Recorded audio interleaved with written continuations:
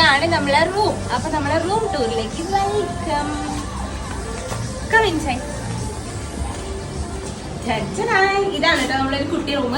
ഇവിടെ ഒരു bedding area, ഒരു AC, ഒരു ചെറിയ ബേബി കുട്ടി റൂമാണ്.